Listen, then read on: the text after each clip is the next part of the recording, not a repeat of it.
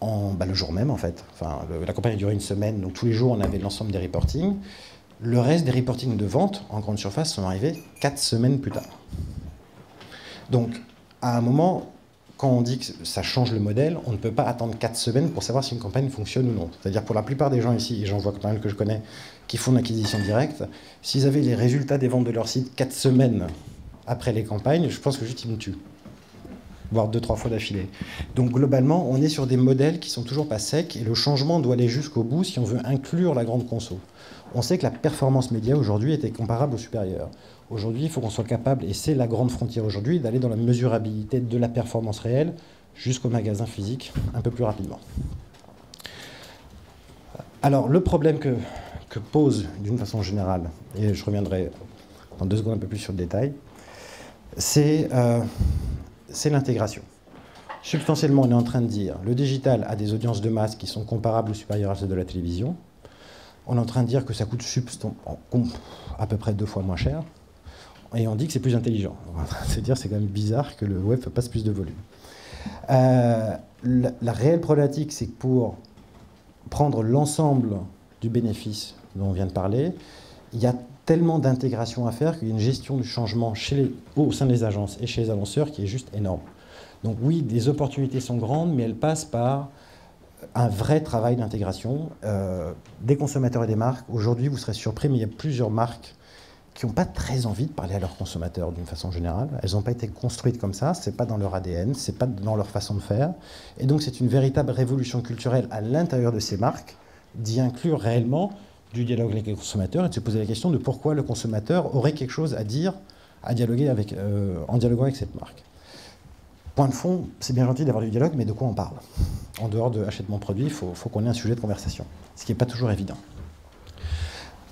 Un des points les plus compliqués au niveau des agences, c'est d'avoir cette espèce de fusion de l'hémisphère droit et de l'hémisphère gauche du cerveau, qui est assez complexe. C'est de dire il faut qu'on fasse danser ensemble des chiffres et de la création. Et ça, ce n'est pas des choses qui sont simples. Ça a l'air super simple sur un chart PowerPoint relativement statique, mais essentiellement au quotidien, faire travailler ensemble des ingénieurs, des géomètres qui mesurent, et ensuite des créatifs qui doivent exprimer tout ça d'une façon plutôt émotionnelle, en tout cas convaincante, c'est des choses qui sont extrêmement compliquées. La capacité à personnaliser des messages, ça veut dire qu'on va commencer à faire des clusters. Vous dites cluster à un créatif, il vous regarde, pense que c'est une nouvelle marque de bière. Mais concrètement, c'est des choses qui, au niveau des talents, sont extrêmement compliquées. Donc ça demande une véritable révolution à l'intérieur des agences, qui est la capacité à faire danser ensemble du chiffre et de la création. Et quand on parle de création, ça se recomplexifie encore plus, puisqu'en fait, on n'est plus tellement dans le monde de la pub pure. On parle beaucoup de contenu. Il y a plusieurs marques qui ont fait des choix assez clairs et assez convaincants, je dois dire, plutôt que d'acheter de l'espace, pourquoi ne pas mettre de l'argent dans la création de contenu et les gens viendront à moi. Bon, il y a des flops absolument gigantesques que je ne citerai pas, mais il y a des succès extrêmement considérables et qui sont extrêmement convaincants. Même chose sur les services à valeur ajoutée, mais bien sûr, il reste aussi la publicité. Donc, ces choix créatifs sont aussi d'une certaine complexité, et pas toujours extrêmement simple à faire. Technologie et création, on en a déjà parlé, mais c'est quelque chose qui revient en permanence et qui n'est jamais simple. Vous avez toujours des créatifs qui veulent faire de la vidéo en plein écran et la plus grande possible et la plus léchée possible, pendant qu'il y a des gens qui disent il faut que ça fonctionne. Donc à un moment, ce trade-off n'est pas toujours simple au quotidien. Et le dernier point, c'est les anciens et les nouveaux médias. Je pense que personne aujourd'hui responsable de notre industrie ne pourrait dire arrêtez de faire de la télé, arrêtez d'acheter de la presse, arrêtez de faire de la radio. La vraie question, c'est de trouver l'équilibre.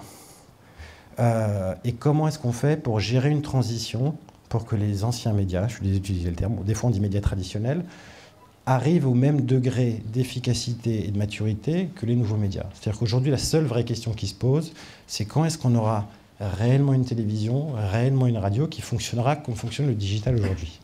Parce que c'est la seule frontière qui manque aujourd'hui pour faire de la réelle intégration. Donc, en substance, on est tous en train de chercher, à travers les modèles digitaux, à faire quelque chose d'assez simple et qui devrait, si ça fonctionne, être relativement vertueux pour tout le monde. Le vrai objectif de fond, c'est moins de publicité, moins d'intrusivité et plus de performance pour les marques. Ça, je pense que c'est le vrai, réel objectif. Sauf que ça passe par une discipline qui est compliquée, qui est, plutôt que de rajouter des kilos de GRP, voire des milliers de GRP, lorsqu'on en a besoin, se poser la question de quelles données je peux récupérer pour faire des campagnes plus intelligentes parce qu'elles peuvent devenir aussi plus agiles et donc plus pertinentes. Et ça, c'est vrai que c'est un peu plus compliqué que de renégocier le prix du GRP et d'en rajouter une couche. Ce qui n'empêche pas qu'on rajoute plein de GRP parce que c'est bien, mais globalement, il faut quand même tendre vers ce modèle-là qui est le modèle pur du digital, mais qui change complètement la philosophie des agences et des annonceurs. Ce qui nous amène à la question de pourquoi ça ne change pas, en fait. Puisque on voit bien que le monde a changé, mais en fait, le monde a changé beaucoup plus vite que la publicité. La publicité, qui devrait être une industrie de frontières, une industrie en avance sur son temps, est une industrie assez conservatrice parfois.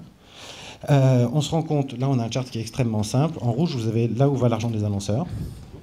C'est sur les top 5 européens et c'est sur la première moitié de 2009. Dont je rappelle que les investissements publicitaires ont baissé d'environ entre 15 et 20% par rapport à la première moitié de 2008. En bleu, vous avez là où les gens passent leur temps, avec l'excellente nouvelle du fait qu'aujourd'hui, en moyenne, en France, les gens passent 8 heures par jour sur Internet, contre 12 devant la télévision, sachant qu'il y a probablement un peu d'overlap entre ces deux durées. Et en vert, vous avez là où les gens choisissent un produit. Et on se rend compte qu'au premier semestre 2009, donc on ne parle pas d'il y a 3 ans, on ne parle pas d'il y a 2 ans, en ce moment, enfin on va dire il y a quelques semaines, on a encore une grande prédominance de la télévision et des médias traditionnels, alors que le temps passé commence à être à peu près comparable, et que là où les gens choisissent n'est absolument plus comparable, puisqu'il y a une grande mise en avant du digital. Donc il y a une certaine résistance de marché. Donc, moi, pour avoir été dans ce marché depuis 10 ans, c'est une résistance auquel on est parfois un peu habitué. Et je pense que le problème de fond, c'est que j'ai perdu ma souris. Ah non, c'est bon, j'ai retrouvé dans ma poche. On a aujourd'hui, depuis 6 mois, des briefs qui arrivent de la part de clients de la grande consommation et qui disent on n'a plus de marge de manœuvre. Parce que tout ce que vous racontez sur votre charte, sur la fragmentation, etc., c'est vrai, mais nous, ce qu'on voit, c'est qu'on a beau rajouter des GRP, et ben ça ne fonctionne plus. C'est-à-dire qu'on a du mal à générer des volumes, on a du mal à faire venir les gens au magasin, parce qu'on voit bien qu'on n'est pas en train de taper au bon endroit. Mais en revanche, venez pas nous emmerder avec vos machins click, rollover, click-through, machin, parce que nous, ce qu'on veut, c'est du volume. On veut vendre des millions d'unités. On a besoin de vendre des millions d'unités parce que c'est notre business. Si on ferait de la banque en ligne, on vous dirait autre chose. Mais notre business, c'est de vendre des millions d'unités, voire des milliards. Et quand vous regardez cette courbe qui est là, il est évident que les gens se tournent vers les investissements télé et malheureusement aussi les investissements presse et disent comment est-ce que je peux recycler ça en ligne. Et donc à ce moment-là, on se dit il reste grosso modo deux enjeux majeurs pour le digital. Un, c'est comment est-ce qu'on fait de la masse et de l'impact. Aujourd'hui, il y a beaucoup de discours sophistiqués sur le digital, il y a très peu de discours de masse.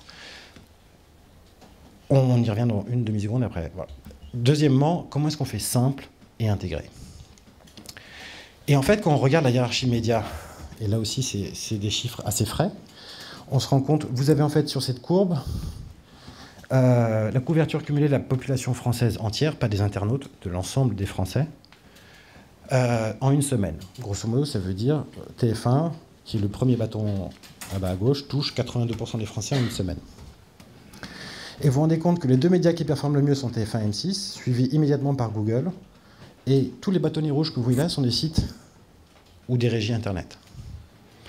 Et vous vous rendez compte qu'aujourd'hui, les audiences du monde numérique sont largement en tête en cumulation, donc, si on ne prend pas juste les régies identifiées, par rapport à la télé. Donc le vrai potentiel aujourd'hui, c'est que toute la grande conso doit avoir des solutions pour venir en masse sur Internet. Et je reviens sur l'exemple dont je vous parlais la dernière fois, il y a quelques secondes, c'est aujourd'hui, il y a de la place pour faire des campagnes alternatives à la télévision. 80% des briefs que nous recevons, on est plutôt leader de marché, sont comment je peux changer mon mix média, non pas pour avoir un peu de digital en plus, parce que mon agence traditionnelle me dit que ça serait bien de faire 12,5% digital plutôt que 10,7% l'année dernière, mais comment est-ce que je fais pour faire 35-40% de digital, le reste étant éventuellement des médias de complément.